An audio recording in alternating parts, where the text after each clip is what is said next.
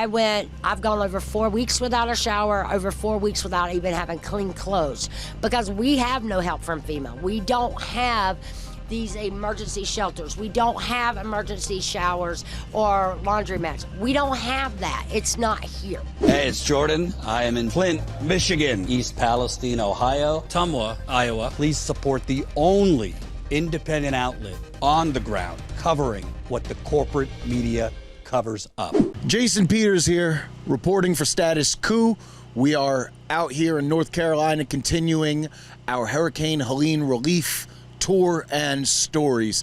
Today, I'm in Burnsville, North Carolina, with Debora Bare from Help a Vet Shine, and who is currently running the Burnsville hub for relief outside of this trailer. How big is the need in Burnsville that you decided to stay, and what sort of things are you doing? So the need here is, yes, we are still doing food. Biggest thing is heat. I work with Mindy Barrett, and she's been able to start getting us more propane in here. So then you get into, they can't get jobs because they don't have cars. Houses are not getting fixed. There are still tarps on roofs where babies are living. We are getting outrageous power bills. We're getting outrageous water bills. We need finances for that. Then where all the floods happen and everything, the stoves are bad, washers are bad, dryers are bad. So even though they're in their homes, furnaces don't work. So they're running off of these buddy heaters. We had an emergency the other night. A lady plugged her electric heater in, and because that side of the house was so wet and stuff that it started arcing and sparking. And so then she can't use the electric, and so all we have is buddy heaters, a few wall mounts, and kerosene. We can't use kerosene with these kids and dogs, so now we're down to this. So for these buddy heaters, they don't last. It's a $60, $70 heater that does not last them. And then the propane doesn't last. And people don't understand the need is beyond huge, because we're getting hit with rain, snow, sleet, and we're not being able to even halfway get ahead and get these people's houses done and get them stable. Nobody is really stable right now. Yeah, it seems like a lot of people want to get to the recovery phase, but they're still in the trying to get their life in order before they can go out and get a job, before they can go out and get these things done. Have you dealt with or worked with FEMA in any capacity? The only thing I've had to do with FEMA is stand my ground where they would not come into a church. FEMA has put helicopters on top of this camp. When we still didn't pull out, we can show you pictures and everything where FEMA took the shower trailers, our potties, and our laundromat that we had here. And we had already talked to the company, and the company was actually going to let us keep it until the end of January. FEMA, it's on their trucks. It was FEMA trucks that come and took that from us. So somebody like me that can't wash their clothes, that was huge. That was huge for me to take a shower. So since FEMA's took those out, I have to drive all the way to Mindy's now to take a shower. But I've gone over 4 weeks without a shower, over 4 weeks without even having clean clothes, because we have no help from FEMA. We don't have these emergency shelters. We don't have emergency showers or laundromats. We don't have that. It's not here.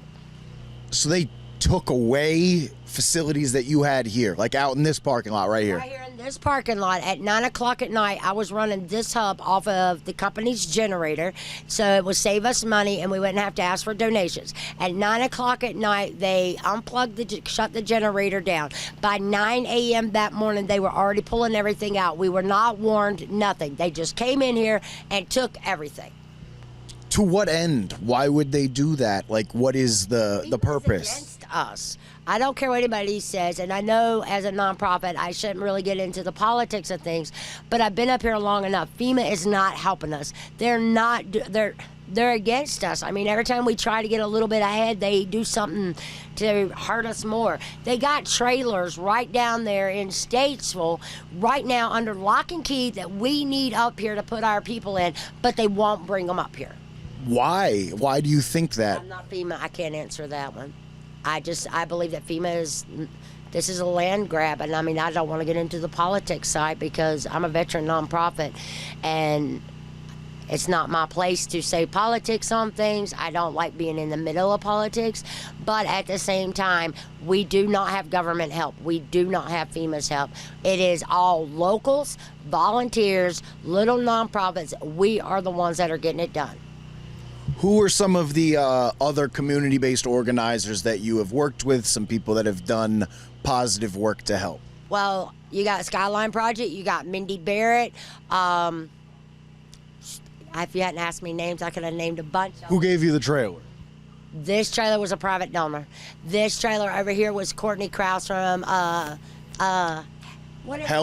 High Water, yes. Her and her husband Dan bought it. I have so many people. I know most of them by names. I mean, like Leah, she comes out of Tennessee to help run supplies. Then we have Camp Unity over with Nick. Nick helps get us stuff. I mean, Scott Stout out of South Carolina, he brings anything I need. He's here on a dime. There's hundreds. You cannot just, you can't just name one. There are hundreds and hundreds of volunteers and locals, and we are the ones that are doing it.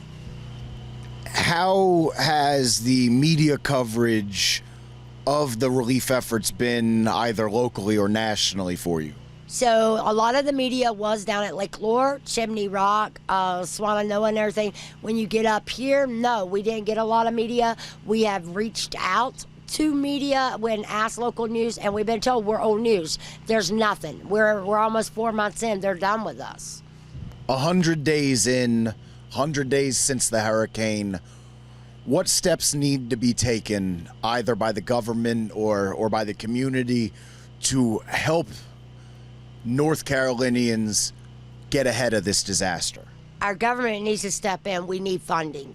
Our volunteers, our vehicles are blown up. My vehicle is broke down. I'm trying to raise money to pay for that truck out there right now, just so I'll have a vehicle. We have no tires. We don't have oil changes. We are broke. Everybody's account just about is in the red. These nonprofits, everybody's like, oh, well, nonprofits are getting money. No, we're not, because we have depended on everybody else, that to the point now nobody's got the funding to really just send to us and everything like that. We are broke. We need money. We need building supplies. We need help. And if our government's going to do anything, it's time they think of the little guys that are actually doing it, and not just the big towns, not just the big names and stuff like that. Us little people, we need help too, because we're doing all the work. As far as problems and discrepancies with hurricane relief coverage and Hurricane Helene specifically, the government-issued death total has been placed at 105 for all of North Carolina, and we've asked everyone we've spoken to, do you believe that number to be true? No, I do not.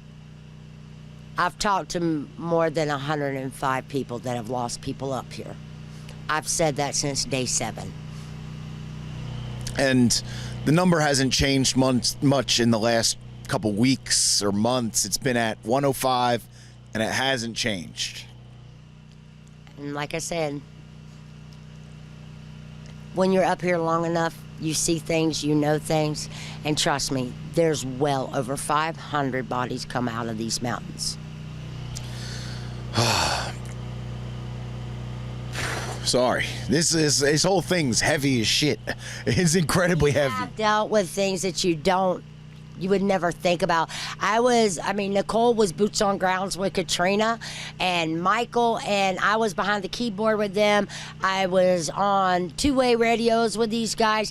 They didn't go through nothing. We had kitchens set up. We had shelters set up at all these places. We have nothing here. And the secrecy, the politicking way of things and everything like that, it's like we are fighting a battle up here. We have no help, and it's like we're forgotten, like we're left to freeze to death and just die out. It's just nothing. But to people in the rest of the country, there's something I feel like. I've interviewed more than 25 people up here. What is wrong with the North Carolina government? Like, I couldn't imagine, like, people, they're not visible. Like, you don't see them. They're not around. We've passed one FEMA truck. We've been here since Saturday, and it was parked and empty. I can't say what is going on.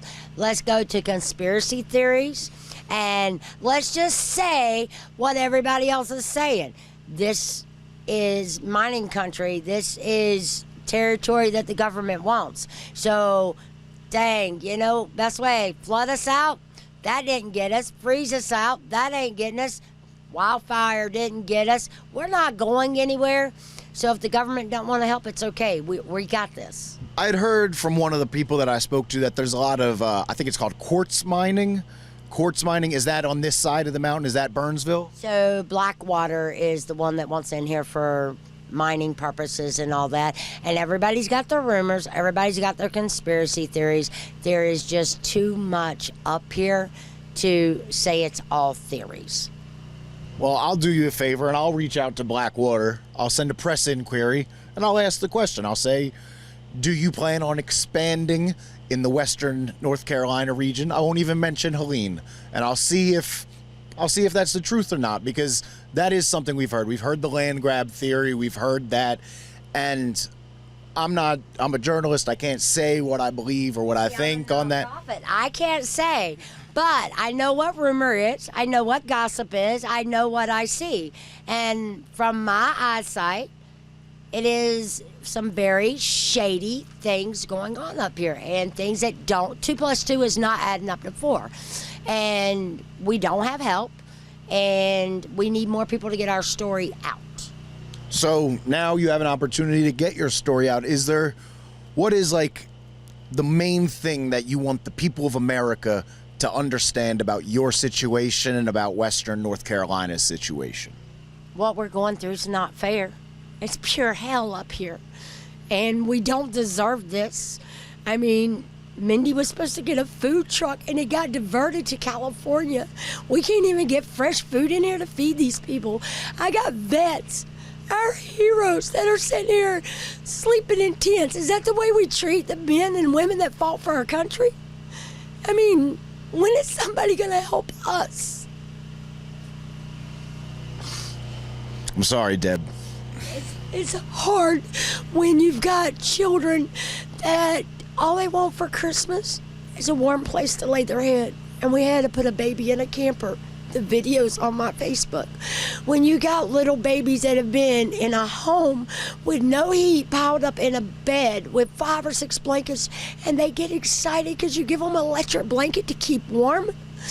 This is what I'm talking about. We should not put our people through this. They don't deserve this at all. You can take a second if you need it. All right. It's fine. I've been up here too long.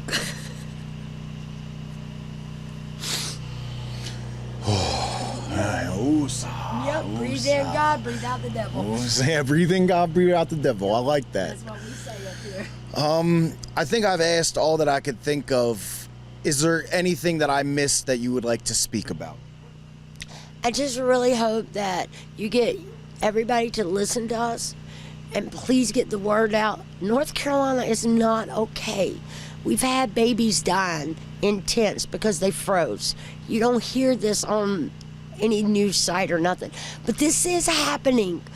People are freezing. This snowstorm Friday, I was out until 3 a.m. with search and rescue making deliveries for heat. I'm just a little person. I really shouldn't be out here at 3 a.m. when we got the National Guard that is equipped to do this. I shouldn't be putting my life in danger when we have people that are trained. They have the vehicles that should be out here, and they have the means to do this. So somebody needs to step up and help us. We need help. We're not okay. How can people support the hub and Help a Vet Shine?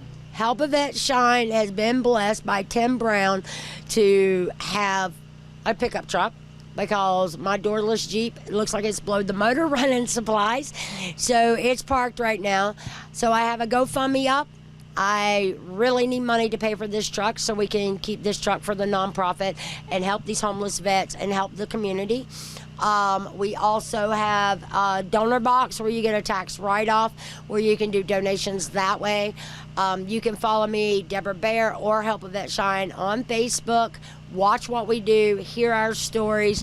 If you want to send us supplies and everything, we do have a lot of Amazon wish list out there, or just reach out.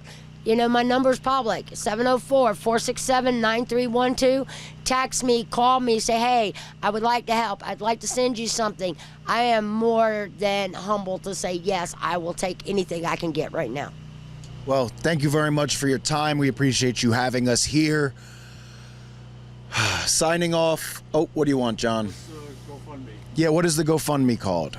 So my GoFundMe, if you have... You can text us the link. We can put it in the description. Okay, let's do that. I will text you. You can put the GoFundMe in there, and then I have my donor box. Oh. Okay. So, thank you very much, Deb. Signing off for Status Coup from Burnsville, North Carolina. I'm Jason Peters. Thanks for watching.